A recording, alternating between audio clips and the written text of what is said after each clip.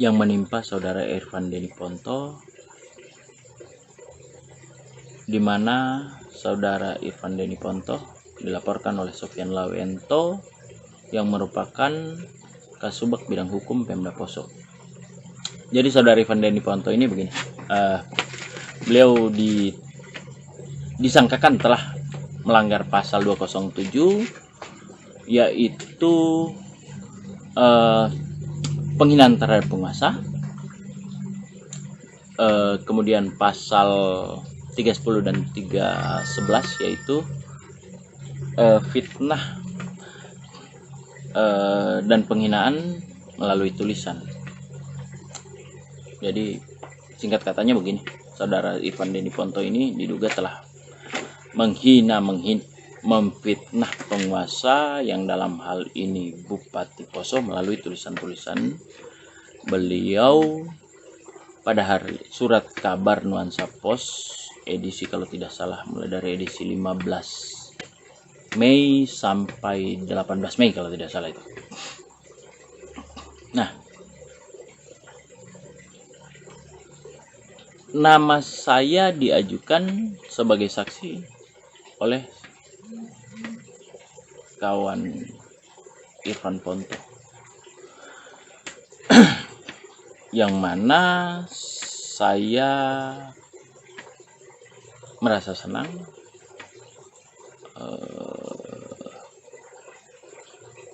karena mungkin melalui kasus saudara Irfan Ponto saya bisa mengetahui juga kasus saya yang dilaporkan oleh Bupati Poso setahun yang lalu, tepatnya tanggal 8 April, di mana saya dituduhkan telah menghina, mencemarkan nama baik Bupati Poso Darmin Sigilipu melalui media sosial. Tahun lalu saya sudah 2 kali melalui pemeriksaan, mulai dari penyelidikan kemudian penyidikan. Nah, terakhir itu kalau tidak salah saya diperiksa bulan Juni. Tapi entah sampai di mana kasus ini sekarang.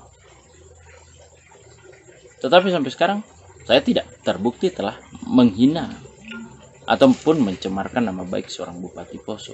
Beliau sendiri loh yang melaporkan saya. Nah, untuk kasus seorang Irfan Deni Ponto,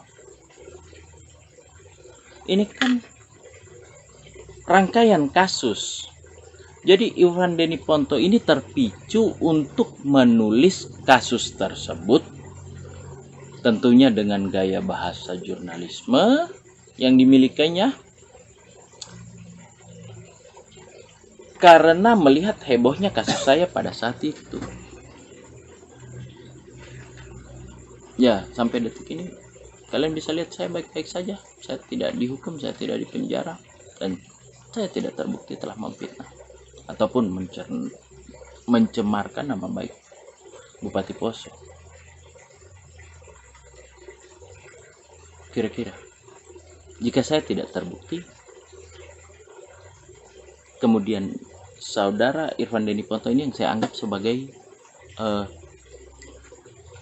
korban sampingan dari keributan dalam tanda kutip ya, yang terjadi antara kami dengan Bupati Poso. Ya, Irfan Ponto ini menjalankan tugas jurnalismenya untuk menyampaikan berita kepada masyarakat. Nah, tetapi yang saya pahami Irfan Deni Ponto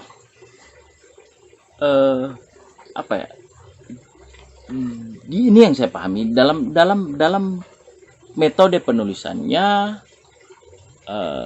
beliau lalai atau mengabaikan kaidah jurnalisme, sehingga beliau sudah memperoleh sanksi etik, yaitu penonaktifan dirinya dari jabatan sebagai Pemret Nuansa Pos. Nah, sampai di sini saya menganggap dia sudah terhukum secara etika. Nah, kemudian ternyata Tidak cukup sampai di situ saja, dia dipolisikan. Yang mana kalau dia terbukti, dia bisa dipenjara. Ya, logika saya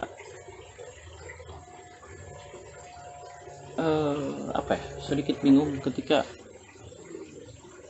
kami yang langsung dilaporkan oleh Bupati Poso dengan tuduhan telah menghina dan mencemarkan nama baik beliau itu tidak terbukti hingga saat ini. Bagaimana mungkin kasusnya akan terus bergulir dengan tuduhan yang mirip-mirip juga. Jadi tuduhannya penghinaan, fitnah lewat tulisan dan lain sebagainya. Ada sesuatu yang lucu di sini menurut saya. Tapi ya sudahlah.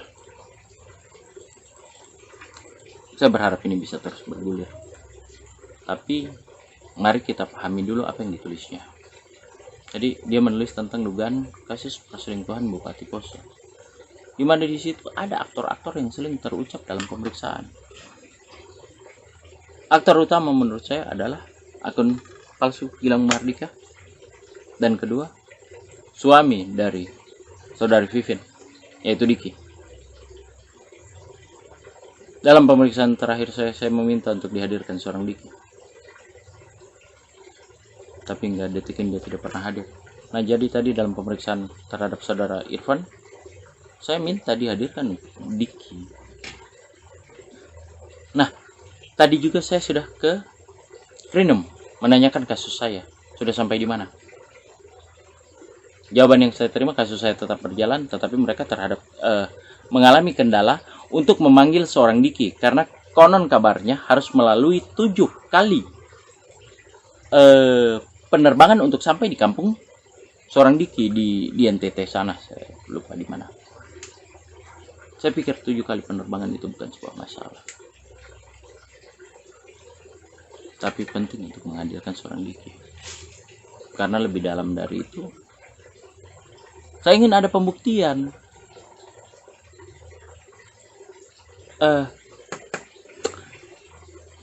Apakah benar telah terjadi dugaan perselingkuhan oleh pejabat publik, yang artinya ini telah ada dugaan pelanggaran sumpah jabatan? Apakah benar? Karena ada rekaman-rekaman pembicaraan yang melibatkan Diki bersama istrinya. Nah, menyikapi kasus saudara Irfan Ponto di mana saya dipanggil sebagai saksi, dan juga kasus saya yang sampai saat ini tidak jelas bagaimana ujung pangkalnya. Saya ingin jangan ada dusta di antara kita.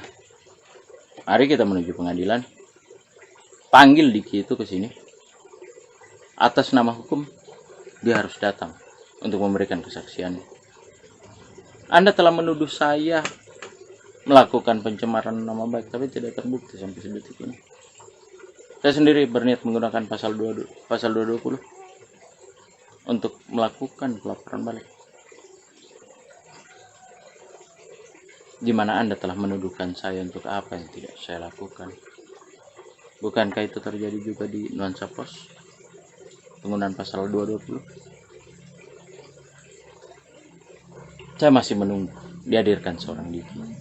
Tapi jika itu juga tidak terjadi, saya akan menggunakan lagi hak saya sebagai warga negara dengan menggunakan pasal 220 untuk laporan balik saya kepada Bupati Poso, karena dia sudah menuduhkan saya untuk apa hal yang tidak saya lakukan. Saya bisa memahami apa yang terjadi dengan seorang Irfan Denny Pontoh ya. Bayangkan jika tahun lalu itu saya dipenjara. Anak saya itu masih kecil. Mereka tidak paham apa yang terjadi. Yang mereka tahunya jika saya dipenjara bahwa saya bersalah. Lebih keji lagi bahwa saya sebagai warga masyarakat telah memfitnah pemimpin saya. Itu keji. Tapi sejauh ini saya belum dipenjara. Dan saya tidak terbukti. Untuk itu, apa harapan saya? Entah melalui kasus saudara Irfan, entah melalui kasus saya, mari kita menuju pengadilan. Mari kita buka seterang-terangnya. Apakah benar saya melakukan penghinaan? Apakah benar seorang Irfan Deni Pontoh melakukan penghinaan? Saya pikir kami siap mempertanggungjawabkan perbuatan kami. Tetapi buktikan di mana kesalahan kami. Kami akan segera menggunakan pasal 220 jika kami tidak terbukti bersalah. Saya Steve Lesikoy. Selamat malam. Mari kita pantau terus kasus ini. Terima kasih.